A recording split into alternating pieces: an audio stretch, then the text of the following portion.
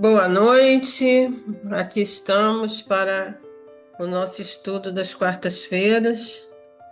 Vamos iniciar com a nossa prece. Nossa irmã Leila vai nos ajudar. Sim, graças a Deus. Graças a Deus, graças a Jesus, graças à Mãe Santíssima, graças aos guias e mentores espirituais, os nossos amigos da espiritualidade, que nos intui, que nos dá força, que nos oferece oportunidade, porque Deus é o Pai de oportunidade. Jesus é nosso mestre, modelo, guia, e a Mãe Santíssima é a nossa mãe, acolhedora, amiga, exemplo de amor também. Aos guias espirituais desta casa, Caravana do Conselheiro, tão amigos que sempre também estão nos ajudando, nos orientando, nos dando a chance de aprender cada vez mais com essas intuições, com esses estudos que se faz sempre, constantemente. Então, que a espiritualidade maior possa nos abençoar, continuar nos dando força para seguir buscando o entendimento dos livros, do grande livro que é o Evangelho, a Boa Nova de Jesus, e tantos que chegam através da psicografia dos amigos, verdadeiros amigos que dedicam a vida à doutrina, ao ensinamento. Assim, nós agradecemos a oportunidade do nosso encontro para estarmos vivenciando mais essa noite do conselheiro, amigo, protetor, com esse trabalho das quarta-feiras. Então vamos estudar, vamos prestar atenção em cada pedacinho, porque é sempre luz para o nosso entendimento, para a nossa vontade de querer abrir consciência para a verdade que liberta. Graças a Deus, por mim, por vocês, por todos nós e por todos aqueles que estão ligados a cada um de nós, em qualquer cantinho, em qualquer lugar do planeta, em qualquer lugar do nosso coração e do nosso pensamento. Que assim seja. Graças a Deus. Graças a Deus. Muito obrigada, Leila, pela sua prece, por nos ajudar nesse momento. E vamos então ao nosso estudo de hoje. Então vamos lá. Hoje nós vamos falar do nosso capítulo 27 do livro Contos e Contos, que tem como título o Espiritismo Científico apenas, é até uma pergunta, né? Ele coloca já um título interrogativo para nós, e mais do que um conto, hoje Irmão X nos traz uma crônica.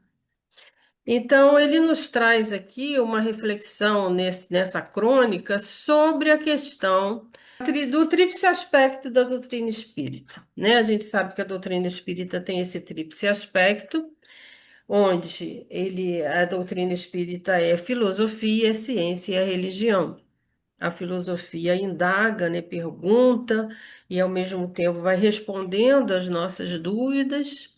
A ciência explica, comprova a verdade das coisas que acontecem, que nós não entendemos. E a religião é esse elo que nos liga a Deus, ou seja, nos transforma. Ela é esse aspecto moral que, na verdade, é uma consequência das outras duas, dos outros dois aspectos. E aí o irmão X vai hoje nos trazer essa reflexão que é preciso um equilíbrio entre esse tríplice aspecto. Porque se a gente se focar só em um e esquecer do outro, a gente acaba não voando, né? Porque quando a gente corta uma asa, a gente não consegue voar, né? Então, cadê lá o... Passa, meu filho, passou. Então, ele começa dizendo que grande contingente de estudiosos de teses espiritistas pleiteia agora uma situação especial de evidência para o espiritismo estritamente científico, pugnando pelo esquecimento dos tesouros evangélicos. É lógico que ele está falando lá no tempo dele, né? Há muitos anos atrás, mas que a gente tem que trazer para o hoje também, né? Então ele coloca nessas pessoas que colocam essa evidência maior na questão científica. E aí ele diz que alguns vão ao extremo de condenar a prática da prece. Olha só, né? Que situação. Outros, eles desapontam as tarefas da consolação como uma pontinha de ridículo. Olha que o Espiritismo é consolador, né? É o consolador prometido. E ele diz que alguns apontam essa tarefa de consolação como uma pontinha de ridículo na observação impensada e mordaz. E ele diz que a invocação dos ensinamentos do Cristo provoca-lhes estranheza no coração. Ele continua dizendo: são discípulos que esqueceram suas origens. E qual é a nossa origem? A nossa origem é cristã. Nós somos seguidores do Cristo. O nosso mestre é Jesus. O nosso modelo e guia é Jesus. Né? Olvidando, ou seja, esquecendo o carinho das mãos dedicadas que lhes guiam os passos vacilantes do princípio. Querem fenômenos e prosélitos, quer dizer, as pessoas que acabam ficando vendo e dando muito valor ao espiritismo, só que tem manifestações, né? Fenômenos aí, né? Seria interessante para os novos trabalhadores do Evangelho povoarem seus centros de oração e de estudo com balanças, agulhas, trenas e máquinas elétricas. Ele aqui está sendo irônico.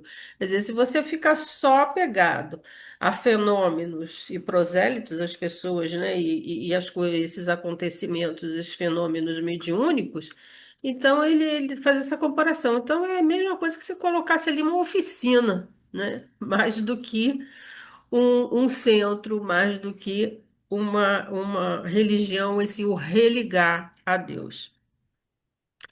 No meio de todo esse aparelhamento, ele continua, né, na sua ironia, haveria uma cátedra para o estranho Colombo, disposto à maravilha da descoberta do plano espiritual, sentado calmamente em sua cadeira. Quer dizer, você está só nessa maravilha de descobrir coisas, de descobrir esse mundo espiritual.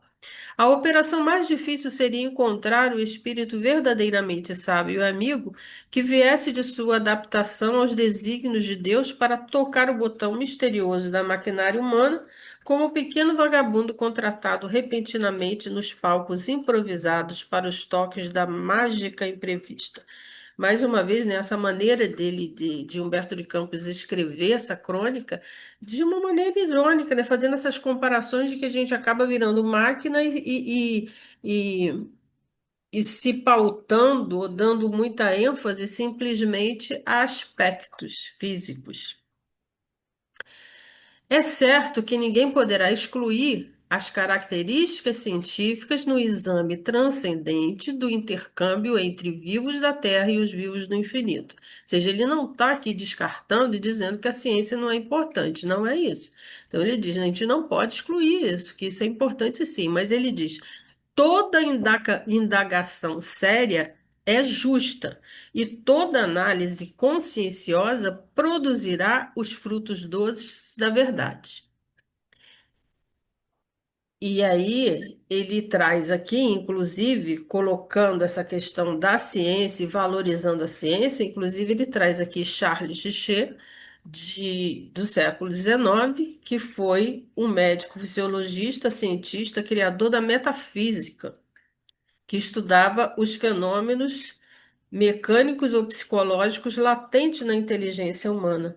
E aí ele justamente traz essa figura do Charles, mostrando como a ciência é importante sim. E aí ele diz que Charles Richet, com toda a sua impertinência de pesquisador, ele prestou um grande serviço à divulgação dos novos ensinamentos, suas perquirições desapaixonadas e incessantes impuseram respeito aos valores psíquicos entre os espíritos mais empedernidos de nossa época. Então, é que ele está valorizando como a ciência é importante, sim. Mas entre a mentalidade indagadora e a mentalidade leviana, existe considerável distância. Não é só simplesmente indagar de uma maneira leviana. E aqui, nessa figura, eu acho que está o cerne dessa crônica do irmão X. Ele diz: a grande questão de todos os tempos não é propriamente a de conhecer, mas a de entender a finalidade do conhecimento.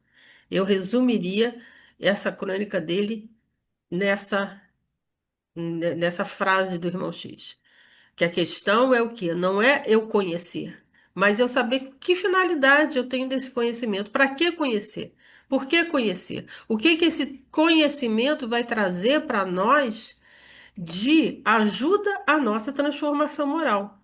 Se não for para isso, não serve para nada, né? Porque se eu esquecer desse aspecto moral, da minha transformação, da importância dessa transformação moral, que é o objetivo do Espiritismo, aí não adianta de nada eu ficar só na ciência, só constatando coisas e só vendo fenômenos e só é, é, comprovando cientificamente a existência de um mundo espiritual e de outros fenômenos. E ele continua, ou seja, não. Eu digo agora o seguinte, que essa crônica do Irmão X me fez relembrar a profecia sobre os ataques ao progresso do espiritismo que um médium, o médium T, que o Kardec não gostava de dizer o nome dos médios, ele preservava isso, então o médium T. Lá em agosto de 1867, na Revista Espírita, a gente tem esse anúncio, né, dessa profecia de que o espiritismo sofreria 3 ataques. E essa parte que o irmão X coloca, eu vejo nesse segundo momento do ataque, né? Os espíritos alertam que haveria um primeiro momento de intimidação, de muita violência, né? Dos ataques, o queimar de vários escritos, de livros. Um segundo momento que é esse de infiltração através de ideias equivocadas, e um terceiro momento de sedução. Então, esse segundo momento é justamente de infiltração de adeptos para causar desordem, divisão e confusão. Eu acho que é isso que o irmão Cícero está trazendo aqui. De proliferar ideias equivocadas. Tanto que ele diz que tem gente que chega a condenar a prática da prece. Ele começou dizendo assim, né, nessa crônica. Dizendo que alguns tendem a ridicularizar a consolação, a estranhar os ensinamentos de Cristo. Então, são ideias totalmente equivocadas. E médios com comunicações desapropriadas, fazendo essa desordem, essa divisão, essa confusão. Irmão X continua, então, a crônica dizendo o seguinte: o Espiritismo constitui a porta da esperança para um mundo melhor. É o Consolador prometido, né? Seus fenômenos representam chamamentos comuns para uma compreensão mais elevada dos valores da vida. O intercâmbio entre a natureza visível e a natureza invisível conduz a profundas deduções de ordem moral que é necessário não esquecer. Sua expressão religiosa com o Cristo tem de ser essencial. A mensagem permanente tem no Evangelho os primórdios eternos. Nada poderá realizar de substancialmente útil sem aquele divino amigo dos homens. Então, é aquilo que eu dizia lá no início. A gente não pode esquecer que somos cristãos. Nós seguimos o Cristo. Ele é nosso modelo e guia. E é isso que Irmão Cis está trazendo. A gente não pode ficar pegado só a fenômenos mediúnicos, só a questão da comunicabilidade entre espíritos, só entre a visualização de outros mundos, de outras encarnações, e esquecer a essência de que somos seguidores do Cristo. Instalar mais uma ciência puramente intelectual, onde todas as expressões científicas de cérebro sem o coração já faliram desastradamente, diz irmão X, no capítulo da elevação real da criatura. Não constituiria uma leviandade de consequências fatais? A plataforma espiritista, em todos os lugares, será antes de tudo uma aleluia dos corações. Suas vozes deverão reviver as lições incompreendidas daquele mestre amoroso e sábio que veio salvar os pecadores. Mais uma vez, ele está aqui colocando como, né, a importância do seguir o Cristo, que é o quê? É a nossa transformação moral. Seguir os seus ensinamentos é o que vai nos levar a sermos como ele, um dia, essa transformação no nosso dia a dia. O Evangelho está repleto das expressões, ele traz agora, né, essa questão do Evangelho que diz: o subir ao monte, Jesus pregava no monte, comumente os discípulos iam encontrá-lo ali, de modo a lhe ouvir o ensinamento, quer dizer, estava sempre em ascensão, essa conotação da questão do monte, do subir, que é o quê? Quer dizer o quê? É o elevar da nossa fé, é o elevar do nosso espírito, é essa elevação da nossa transformação, da nossa evolução enquanto espíritos. Nós, entretanto, os espíritos pobres e endividados, que nos encontremos em esforço de auto-reajustamento sobre a terra, na carne ou fora de seus liames, constituímos a pesada multidão de seres indecisos no vale sombrio da morte, da enfermidade, do sofrimento. Para encontrarmos o Cristo, é indispensável a viagem difícil da montanha. Então, ele traz essa conotação de subir ao monte. É difícil a gente subir, né? A subida sempre cansa. É preciso preparo físico para isso. Essa metáfora aqui, no sentido de que ele traz essas questões sombrias da enfermidade, do sofrimento, tudo isso que a gente passa no nosso dia a dia, todas essas mazelas, todas essas dificuldades, que são essa subida, essa ajuda para nos elevarmos, para nos aproximarmos cada vez mais da verdade do Cristo, do nosso Pai maior. É preciso alçar o coração no sacrifício e marchar, marchar, diz irmão X. Não obstante todos os apelos das ambições desvairadas, vencendo as sugestões do egoísmo e da tentação do bem-estar, que por vezes se manifestam inesperadamente nas observações afetuosas de timbre familiar. Mais uma vez, ele está colocando como é preciso viver o nosso dia a dia, né? Buscando essa transformação, esse alçar o coração, esse ir além.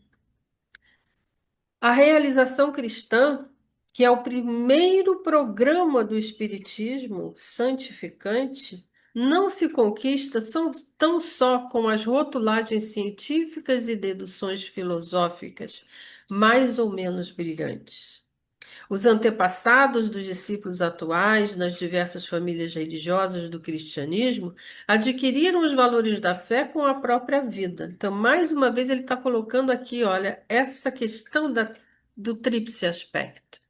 Como a gente não pode rotular ou dar maior ênfase à questão científica ou à questão filosófica. É preciso que a gente esteja em harmonia e entender que esse aspecto moral é de suma importância.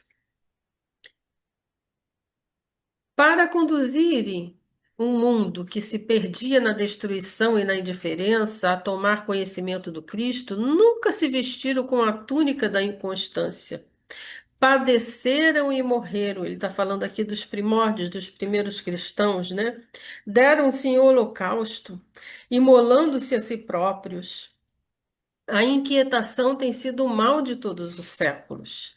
Mas seria justo perguntarmos ao homem dos tempos que correm, quando os problemas da profundidade submarina e da estratosfera o preocupam, por que se espanta consigo próprio, entre as muralhas dos livros da paz e as ruínas fumegantes das guerras? Enquanto o Espiritismo se constitui em fonte de alívio para a compacta fileira de infelizes que buscam ansiosamente as suas águas confortadoras e claras, alguns de seus estudiosos se deixam empolgar pela mania das novidades, ansiosos pela atenção balofa dos publicistas, sem consciência dos valores sentimentais de nossos núcleos, temos de afirmar que, sem a sintonia com o Cristo, qualquer edificação será inútil. E aqui ele traz a figura aqui do Visconde de Tainai, que, mais uma vez, é um homem ali do século XIX, um engenheiro militar, professor, político, historiador, romancista, teatrólogo, biólogo, que tinha até esse grande papel na escrita, como Humberto de Campos também, né? Ele foi um infatigável trabalhador, patriota, homem público, esclarecido e apaixonado homem das letras.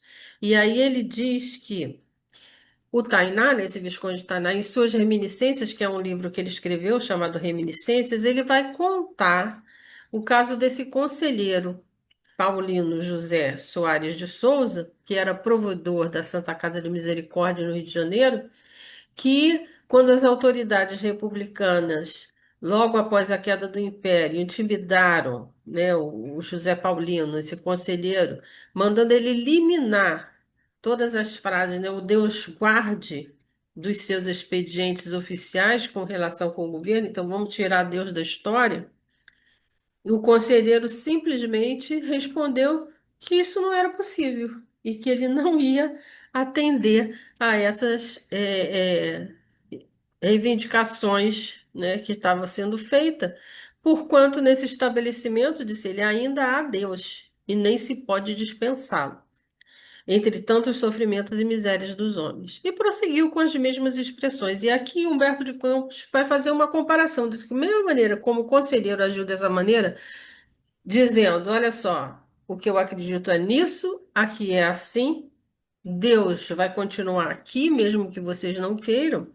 Ele traz essa comparação dizendo que, da mesma maneira, né, aos que disseram de um espiritismo científico apenas, tomados pelo entusiasmo fácil dos jogos de palavras, responderemos também igualmente, como fez lá o conselheiro Paulino, vai dizer assim: não nos seria lícito seguir as vossas águas, porque entre nós, antes de tudo, prevalecem os fundamentos da verdade com Jesus Cristo.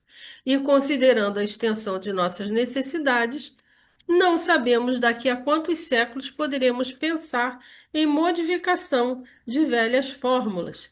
Então, condenar a oração, condenar a consolação, achar que a consolação é algo ridículo, ou estranhar os ensinamentos de Cristo, que é o que ele traz lá no início, isso não é possível, porque prevalece os fundamentos da verdade com Jesus Cristo.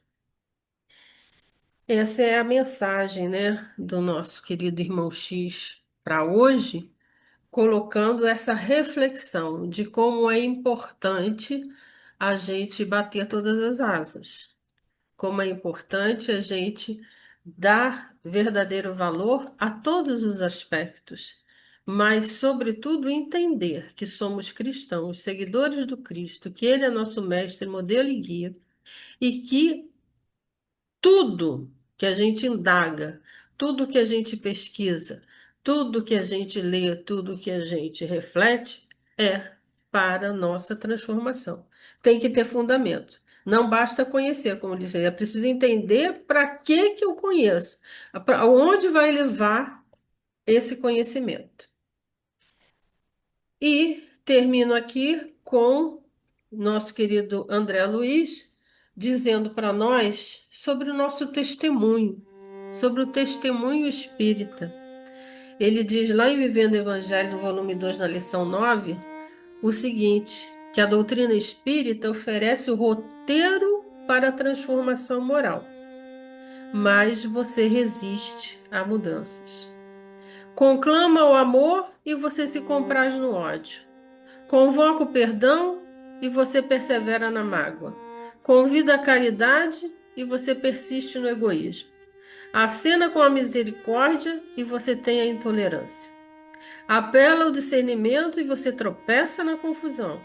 Sinaliza com a esperança e você se agita no desespero.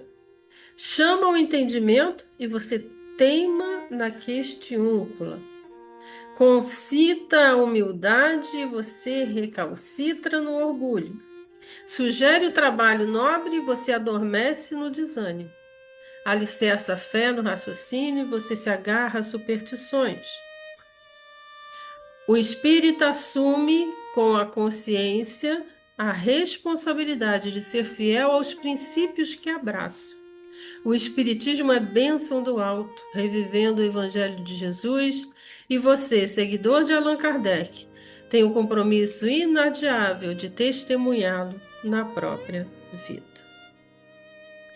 Elevemos ao Pai eu nesse momento a nossa prece, vibremos todos juntos nesse momento por todos os nossos irmãos caravaneiros que não puderam estar aqui conosco presencialmente, por todos aqueles que estão sofrendo as dores do corpo, as dores da alma, por todos os nossos irmãos que perderam o sentido da vida, que estão aí pensando em tirar a própria vida, por todos aqueles que estão sofrendo no leito dos hospitais ou no leito das próprias casas, por todos aqueles que estão passando pelo desemprego, pela fome, pela sede, sede às vezes de justiça também.